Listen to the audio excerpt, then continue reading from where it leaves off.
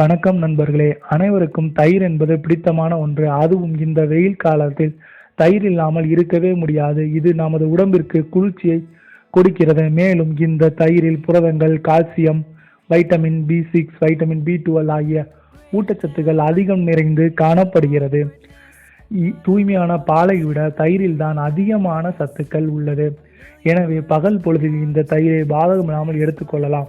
ஆனால் இரவு பொழுதில் இந்த தயிரை சாப்பிடக்கூடாது என இயற்கை மருத்துவமும் சித்த மருத்துவமும் கூறுகிறது. அவ்வாறு மீறி சாப்பிடுபவர்களுக்கு மஞ்சக்காமாலை, தோல் நோய், இரத்த கொதிப்பு போன்ற நோய்கள் ஏற்பட்டு ஆரோக்கிய கேடை விளைவிக்கிறது.